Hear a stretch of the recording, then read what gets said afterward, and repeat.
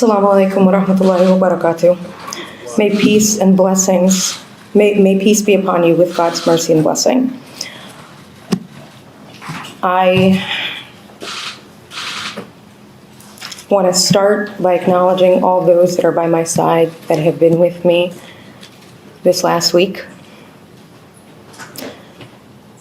that have kept me standing this last week, all those that reached out that kept me going this last week.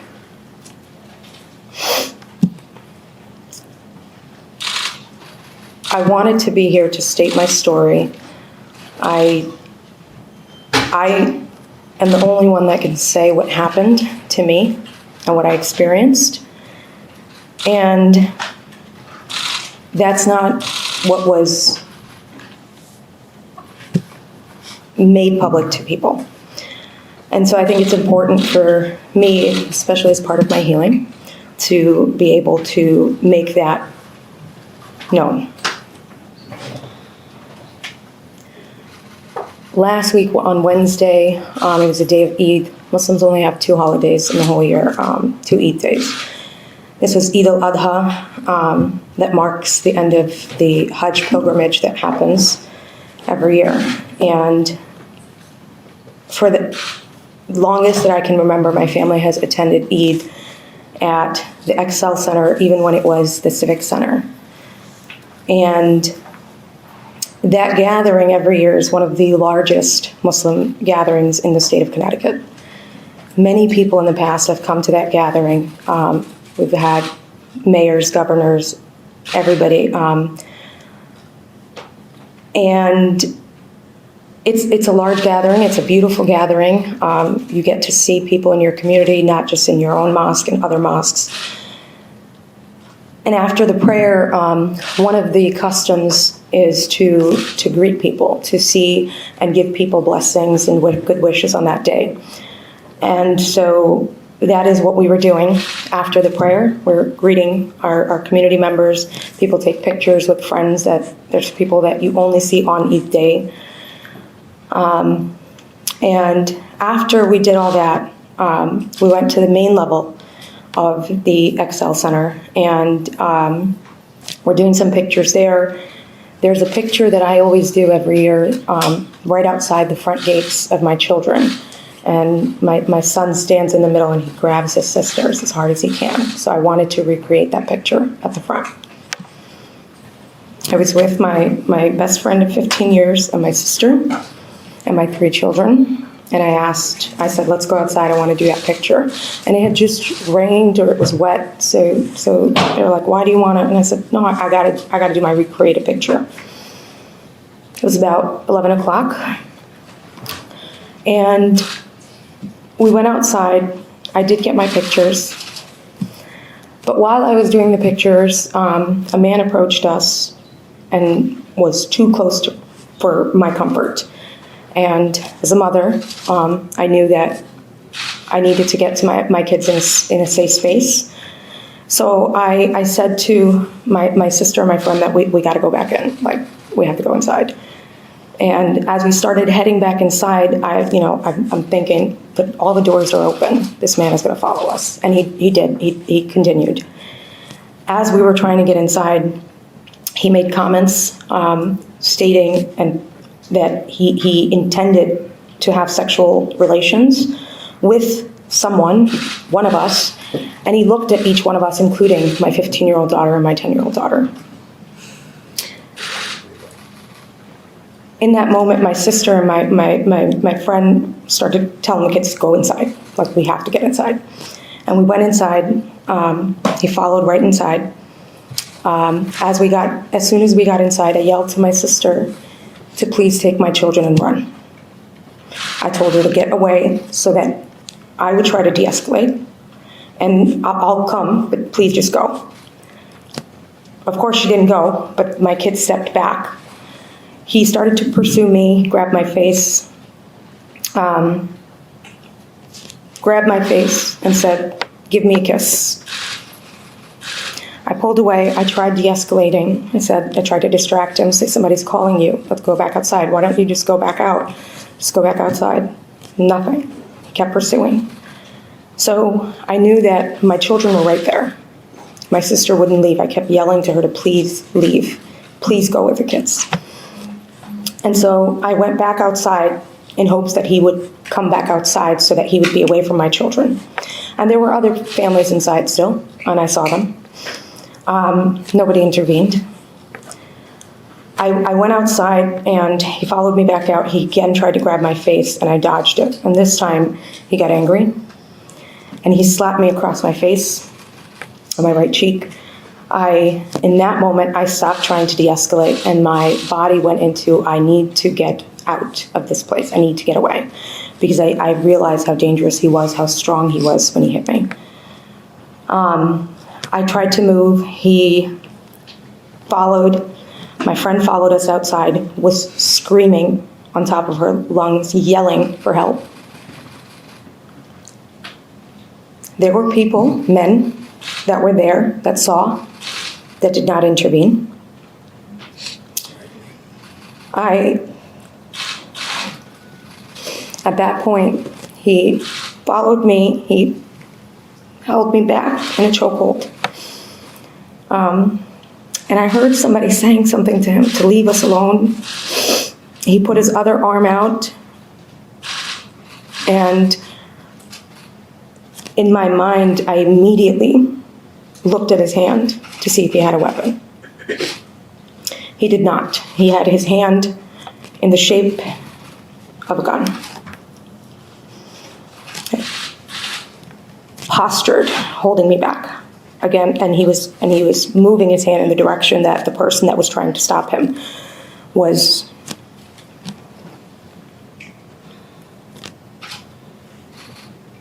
I've been diagnosed with a concussion, so I don't know exactly what physically happened to me in that moment, but emotionally, what I felt in that moment, and I knew in that moment, my body went numb, and I thought I was going to die. And my best friend of 15 years was there, and I looked at her, and I looked at her apologetically, that I was going to give up, that I was no longer going to fight, because I knew I was going to die. There were a few people, this is all I knew. The next thing I know, he slammed my body into the ground, threw me. I felt nothing, but I shot up and I ran for my life. And my friend and I ran inside, ran through the doors, ran downstairs. Security was downstairs, and they immediately put us into a safe space, a safe room. Inside, my sister had already called the police. We waited downstairs, security was there. I don't know how long we were down there. While we were down there, my 15-year-old had a panic attack, stopped breathing at a moment. Physically, I felt no pain in that moment. I had no idea how I was still alive. The next thing I knew, a security guard came down and said, "You need to give your statement. You and the person that was there." And I said, "I want my children to go home because they don't need to be here." So my sister took my children, and they said that I needed to give a statement. So I went with them to give a statement. They walked me out back through the same doors where my assault happened, and walked me 2 blocks to where the police were. I remember walking and saying, "Why are we walking so much?" I walked at least 2 blocks. I saw multiple police cars, police officers, and many civilians that were there.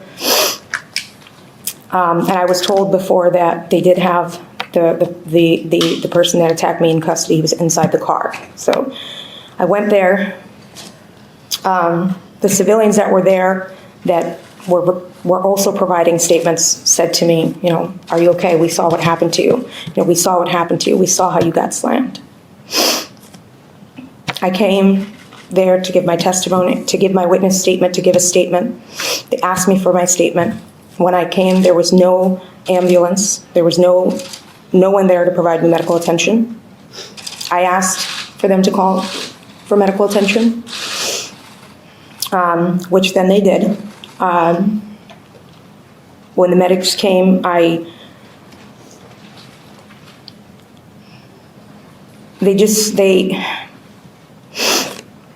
remember feeling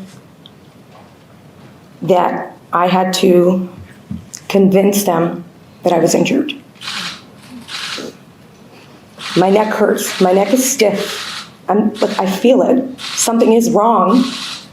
Can someone please check me? After I described what happened to me, that I was slammed onto the floor.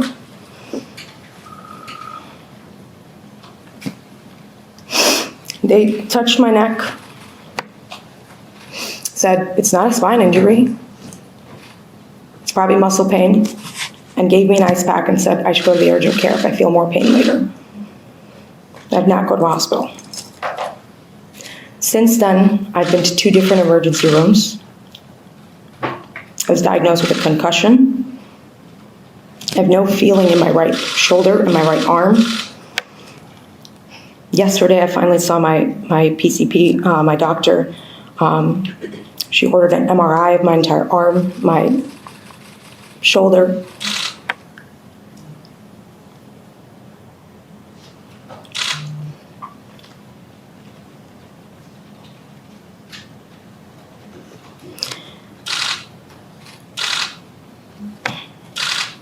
After we gave all our statements, after we were asked in that moment where it wasn't post-trauma, it was still, I was in that moment. I was asked to even ID the person right there. They opened the door so I can see his face.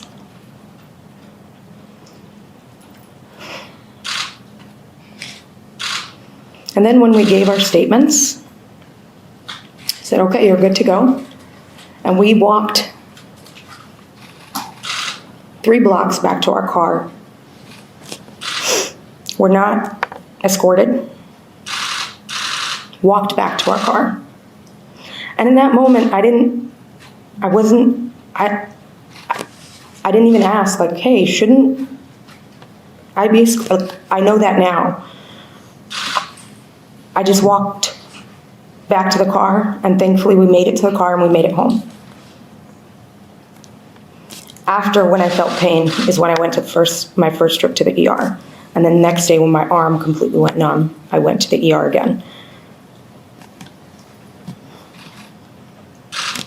More than everything that happened to me in that moment, what's been difficult these last few days, what was the most difficult these last few days, was seeing that the police report did not reflect everything or anything that happened to me.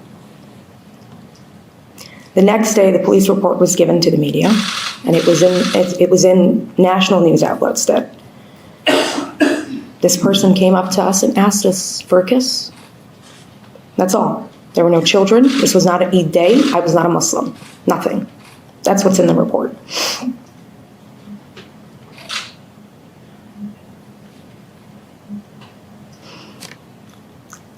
I know there was a moment that I thought that I was going to die. And the people that came to my aid, the civilians that came to my aid, people that put their own safety on the line, were the ones that saved my life that day, that saved our lives, my children. There were other women and children still in the building. But after all of the re-victimization that happened to me because of the events that happened after, all I kept saying, even in the emergency room, to my sisters that were with me, to my friends, all I kept saying is, if it was anyone else, and they were not a state rep, this is what happens? This is the best we can do? Like,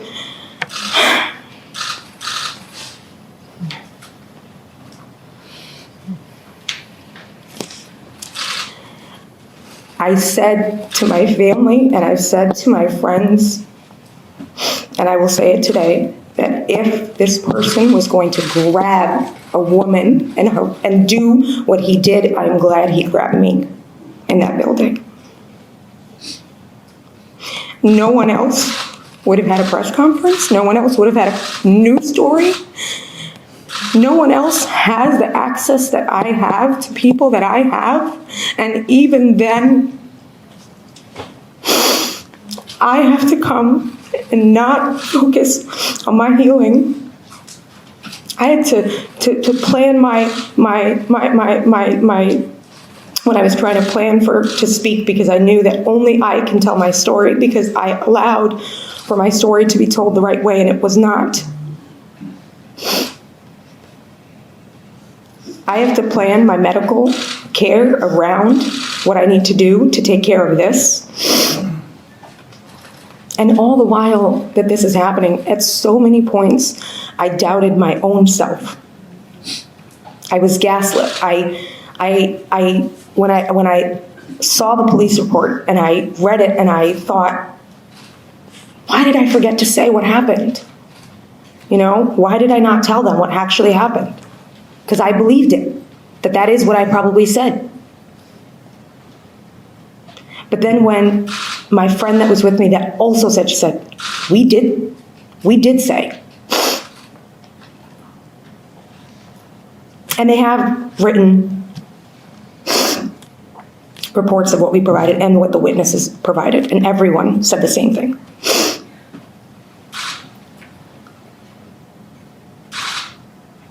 All I kept thinking about these last few days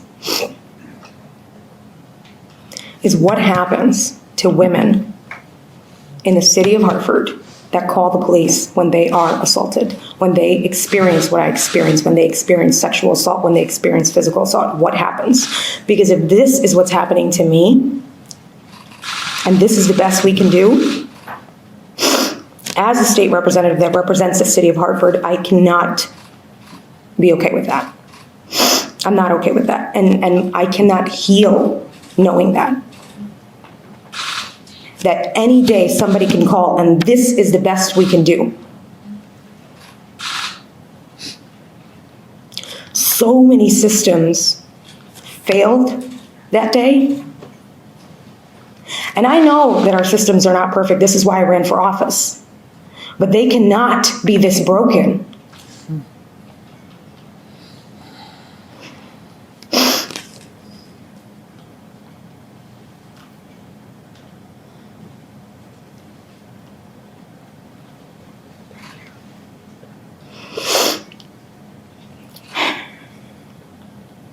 One of the largest events, one of the largest Muslim events,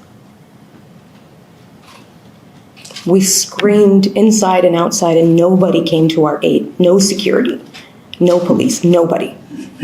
And when I got there in the morning, there was police. When we were entering, there were police. When we had to go through metal detectors to make sure that we're not bringing anything to harm others, there was police.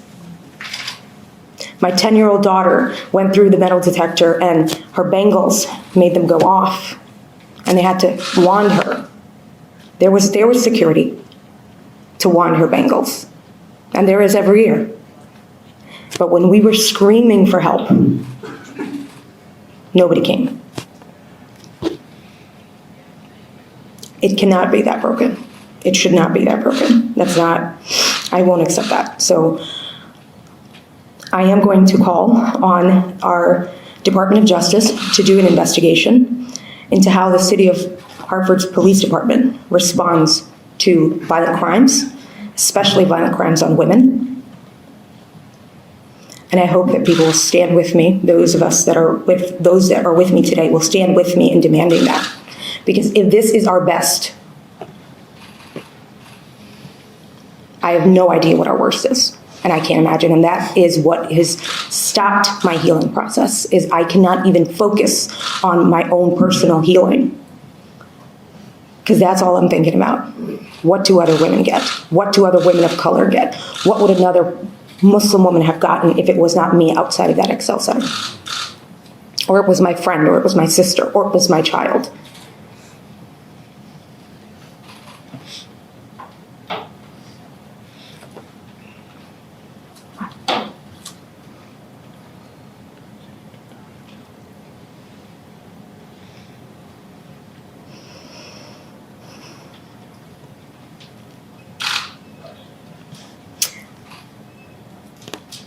I've thought so much about what's right with the world and what's wrong with the world. And I know that there's so much more right. But we just need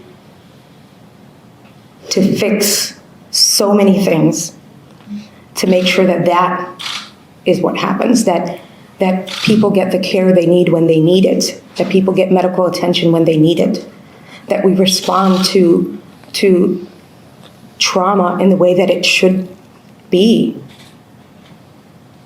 that I should not have to convince that I've been injured, that my neck hurts. I shouldn't have to convince, I shouldn't have to prove, I shouldn't have to stand in front of people to tell them that I did get hurt. Please believe me.